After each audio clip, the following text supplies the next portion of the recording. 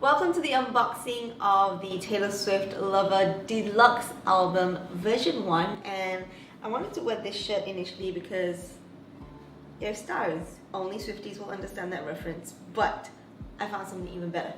Give me a moment. Ta-da! Loverify. But yeah, I found this last minute. It was on sale. It was actually free with another dress that I bought, and I thought it was perfect because it is the Lover colors. So I actually ordered my Taylor Swift Deluxe album from Taylor Swift Malaysia. They shipped it in from Target in the US and it just arrived yesterday, and I've been dying to open it, but I wanted to film an unboxing. So first of all, the album, Taylor has explained it, is there are so many ways in which this album feels like a new beginning, and it is, right? The album is really a love letter to love in all of its maddening, passionate, exciting, enchanting, horrific, tragic, wonderful glory, and that is the album in its essence. Only Taylor can word things the way she does. I actually got this and the merch from Universal Music Malaysia, shout out. And when I ordered the album, Taylor Swift Malaysia actually gave me these sunnies. So now I got 2 colors and I am in love. And it also came with all this like heart-shaped confetti, which you can kind of see here and here. Yeah. Shall we unbox the album? Obviously, I've listened to the whole album like 2001 times already, but now we get to see the journal and get to see number 1, and I'll also be ranking my favorite songs from number 18 to number 1. Now, how do I open this without ripping it? Girl, what are you doing? Okay, finally. So on the package, it says it comes with a CD and 2 songwriting voice memos plus 30 plus pages of Taylor's personal journey entries, lyrics and photos, a journal, and a poster. So let's see, you know what? This is what it looks like. It's a little smushed on the edges, but when you have to get shipping, what to do lah? The first page, it says Lover. I got number 1 because I actually asked Taylor Swift Malaysia and they told me that this is the one with the original All Too Well lyrics, which I really wanted, so hopefully it's the right one. Before we get to the journal, it comes with a poster. I wonder which one I got. Oh, she looks like a fairy. So this is the poster. She looks so beautiful. And then of course it comes with the CD as well, which looks gorgeous. I've actually seen videos of photos of this online and it's so pretty, but I didn't go and watch any of the deluxe album unboxings because I wanted to be surprised. But look at this. It is beautiful. This is the lyric booklet. So she says in the foreword, when I found my old diaries from my childhood and teen years, they were covered in dust. I'm not just saying that for poetic effect. They were truly dusty, with pictures drawn of first day of school outfits and inspirational quotes I used to retrace over and over to get me through doubtful moments. I practiced my autograph and taped my guitar picks to the pages. In the entries, I daydreamed on paper, amused about who might ask who to dance, or how nervous I was singing the national anthem at the local baseball game.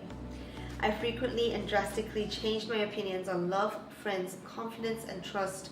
I vented, described memories in detail, jotted down new song ideas, and questioned why I would ever even try to shoot for a career I had such a small chance of ever attaining. Taylor, you had no idea, did you? But what shocked me the most was how often I wrote about the things I loved. Writing a new song, riding in the car with my mom, the purple pink sky above the soccer field on the walk home, the one night in middle school when none of my friends were fighting, the dazzle of opal necklaces I couldn't afford gleaming from a department store jewelry case.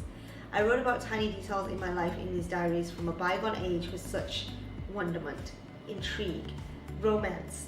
I noticed things and decided they were romantic, and so they were. If you want to hear the rest of it, let me know and I'll put it on my Insta stories.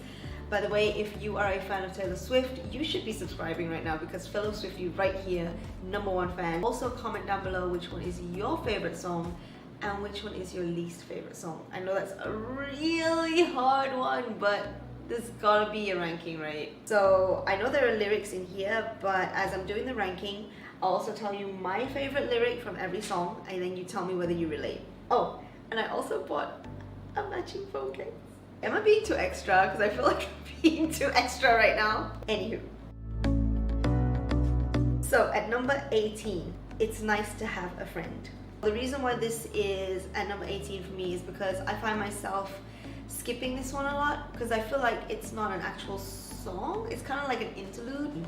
And my favorite lyric from this is light pink sky, up on the roof, sun sinks down, no curfew, 20 questions, we tell the truth. Because it just reminds me of when you're first starting to go out with someone and you're just starting to date and you're getting to know each other. You just don't want to go home. You just want to spend the entire time just talking. It's like nothing else. At number 17, this one's number 17 also because it's not a song that I listen to on repeat, but it is the song that made me cry. It's Soon You'll Get Better. And Taylor said she's not gonna sing this song, she's not gonna perform it, and it's from her mom, it's very personal. I felt every single word that she was singing. Why am I tearing up? It's crazy.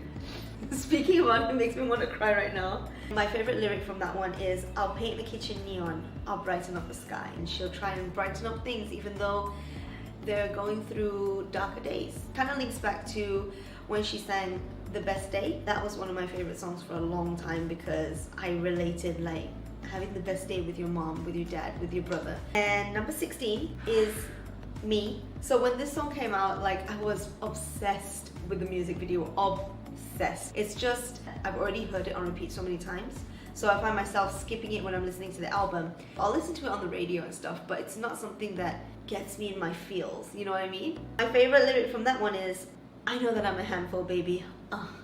I know I never think before I jump, because I just love how she does that in the music video. That At number 15, and I know a lot of people are not gonna agree, and I'm sorry, but it's The Man. And the only reason is, it just doesn't, again, get me in my feelings as much as the others. I know it's a real issue and a lot of people are dealing with it, and I am also dealing with it, especially like, okay, my favorite lyric from that is, they'd say I hustled, put in the work, they wouldn't shake their heads and question how much of this I deserve. But I've also had this from women as well. How much of this do you deserve? You just get it because you're pretty, you just get it because you're mixed, you just get it because people like you. But what they don't see is I actually worked for the things that they are talking about. For me, it's not just a sexism thing, it's more of a how people view you. So I guess that's why I don't completely 100% relate heart to heart with that song. And number 14, You Need to Calm Down. I love this song. If she performs this on tour and I get to see it live, it will blow my mind. The music video again was out of this world, but it's also one that I've heard for quite a long time before the album came out. It's so much older than the rest of the album, and it's not one that's like deep feeling. It's a deep meaning, but it's not deep feeling for me. You just need to take several seats, then try to restore the peace and control your urges to scream about all the people you hate. I'm people. I always have to control my urges to not to scream about people I hate. But yeah, I think a lot of people need to like take a step back, lean away from the keyboard when you want to like. And number 13, False God.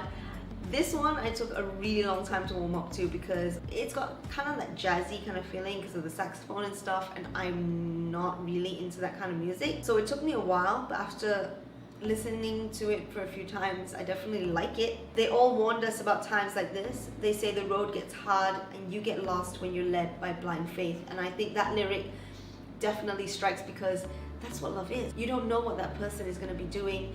You don't know whether it's going to work, and all you have is blind faith holding you on. And number 12, I Think He Knows. It kind of reminds me of the time when I was in high school and you know you have crushes on guys. Let's be real, they always know. If you've got a crush on someone, 90% of the time, they always know. So I always think he knows that I like him and everything. I think he knows he better lock it down or I won't stick around because good ones never wait.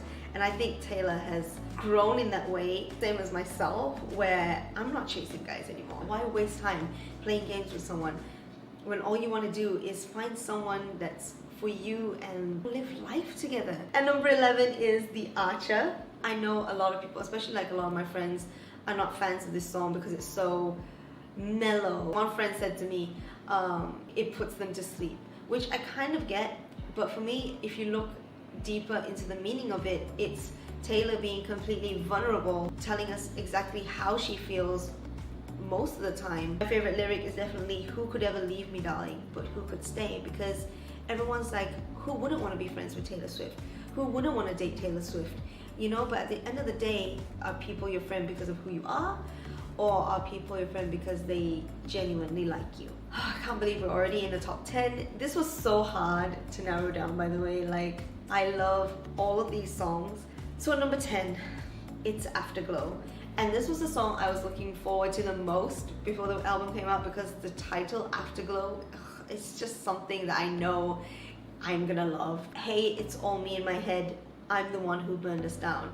Why that lyric is because I feel like a lot of times there's actually nothing wrong with the relationship, but it's all in our head. Maybe you've been burned by a previous relationship, or you're just feeling very insecure, or what you manifest in your head and you keep attacking that person for when they're not doing it, you're actually slowly burning down the relationship. It comes with time and maturity and trust that you get over that phase. And number 9, I Forgot You Existed. This is the perfect song to open the album with, because I feel like it's a bridge between Reputation and Lover. Reputation was all about, you know, why are you doing this to me? Look what you made me do. And Lover is all about, you know what? It's fine. I have no love for you, but I no longer hate you. I'm just indifferent because I'm too busy living my life and loving other people and thinking of other things. And number 8, Miss Americana and the Heartbreak Prince, which is my brother's favorite from the album, and my brother isn't even a Swiftie. I like the song and everything, the melody and the way it's sung and everything like that, but I don't 100% relate to the lyrics. Obviously, I'm not American, so American politics, there is kind of like a barrier in how I relate to it. High school in Malaysia is very different from American high schools, or at least what I know from TV and what's portrayed in the song. No cameras catch my muffled cries. I counted days, I counted miles to see you there. Because I feel like we do that a lot. At least I do, and obviously Taylor also does. When there's a camera on you, you're always smiling. When there are people around, you're always smiling. Yes, I'm fine, you know, there's nothing wrong. But what happens when the cameras are off and you get home and you're just feeling really upset? How many people actually are there for you and will be able to recognize that you need a friend? That's why she says, I counted days, I counted miles to see you there, hoping that he'd notice. And he did. Shout out to Joe for this wonderful album, because keep our girl happy. Number 7, Cruel Summer. This was very high on my list initially. Like, my ranking has changed so many times since the album came out. I don't want to keep secrets just to keep you, which totally relate. If you know me, you'll know my story. If you don't, well, I'm just telling you, I relate to those lyrics. We're playing it on radio now, which I'm loving. It comes on and you can't help but just be like, yes, this is a good song. And I also love the lyric, when she screams, he looks up grinning like a devil. When she screams that, ooh, girl. And number 6, London Boy. I love it because it's such a bop. It's so carefree and you know exactly who she's singing about. I'm English, so relate. They say home is where the heart is, but that's not where mine is. It's just so cute. Top 5. Are you ready? If you haven't commented your number 1 and number 18, go down and comment right now. Number 5 is Death by 1,000 Cuts. And I feel like this song is gonna climb higher on my list. It just keeps playing in my head right now, and it was the song that got me through last week. I couldn't go and see Taylor in Paris. Like, the opportunity was right there, but because of certain circumstances, it just had to be handed to someone else. And trust me, I was heartbroken. I was like crying, and this song kind of got me through it, because it did feel like that. It felt like death, like by 1,000 cuts. It still kind of pains me. This song has like so many lyrics that I like, to be honest, but if you are forcing me to choose one, it has to be quiet my fears with the touch of your hand, paper cut stings from our paper thin plans. When you are in love with someone, and even if it's just a crush, even if you're like crying your eyes out and feeling like it's the end of the world, you just need that one person who is able to quiet you. But at the same time, when you're not sure what's going on and you've made plans, sometimes they're one-sided plans, sometimes they're just plans in passing, and they fall through, it's It's like a paper cut. And number 4, paper rings. I love this one. It's so much fun. It always makes me want to dance. My favorite lyric is, went home and tried to stalk you on the internet. Now I've read all of the books beside your bed. Because let's be real, like millennial love, that's exactly what we do. We just like, oh my god, he cute, let me stalk him, stalk, go through all his Instagram, accidentally double tap on a photo from like 52 weeks ago. It happened before. Then suddenly, by some kind of miracle, he likes you back and you're in a proper relationship and you know exactly what is on his bedside table and you can read every single book that he's ever read. I also love the lyric, I like shiny things, but I'll marry you with paper rings. I mean, I wouldn't do that because I want a shiny ring, but I love the lyrics. Okay, number 3, it's Cornelia Street. So we were in the back seat, drunk on something stronger than the drinks in the bar. I don't drink, so yeah, love is the thing that gives me that giddy feeling, or even music. And Cornelia Street has that beautiful melody, and I really like that, and the lyrics as well. Knowing that it's a real life experience for Taylor, and being able to see the actual house on Cornelia Street in this album, she's letting us know a lot more. That kind of vulnerability is really, really beautiful. My number 2 song is Daylight. I can't get this one out of my head. It's such a pretty song, and especially when she says like, you know, I used to think love was burning red, but now it's golden. The parallels between the Red album, because that was my favorite album from Taylor by far. I just constantly listen to it, and I think it's a great closing song. Especially the monologue she does at the end where you are what you love. When she ends the album, I just feel like the sun came up and it's daylight. I just love it. Maybe you ran with the walls and refused to settle down. Maybe I've stormed out of every single room in this town. I'm definitely that person who is constantly running and refusing to settle down. I can never stay in one place for too long. In relationships, let's just say I've definitely stormed out of a lot of rooms.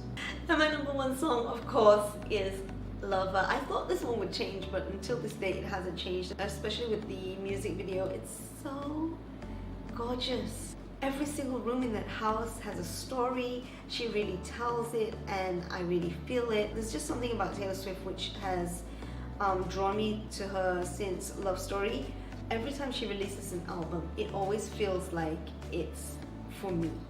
Everything she's singing about is what I'm going through, and her songs have helped me through so many moments in life. Even with Lover, she's like, I've loved you 3 summers, now honey I want more.